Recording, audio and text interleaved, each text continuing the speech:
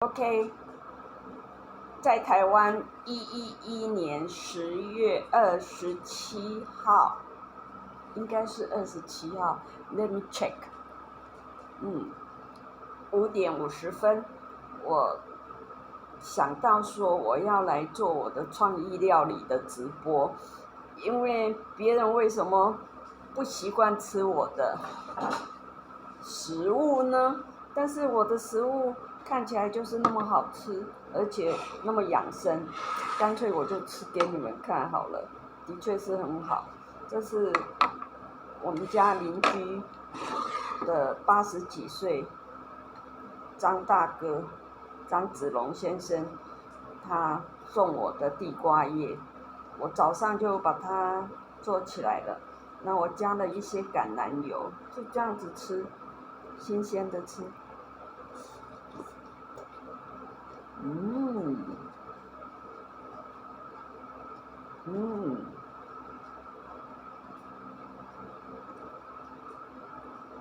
とっても美味しい。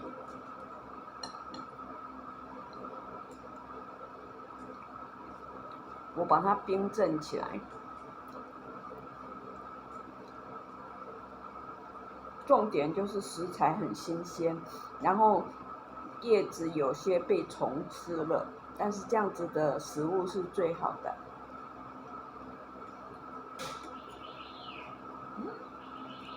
我电锅的白煮蛋跳上去了，不知道你们听到了吗？还有我自己焖的这个绿豆 （green bean）， 我的特殊方法是我加了一些姜汁，然后我的姜片呢，把它捞起来放在这边，然后我可以把它放到我的泡菜里面，泡菜里面有醋，醋可以让我们身体的酸碱度能够做一个 balance 平衡，这样子的食物只有我喜欢吃。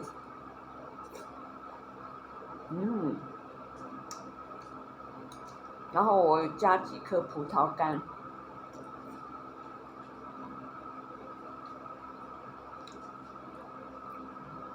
我尽量用最简单的方法。然后这里有台湾的黑砂糖，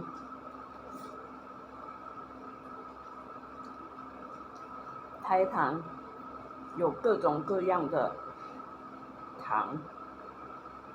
那因为我这边已经有葡萄干，有甜的滋味，那就可以了。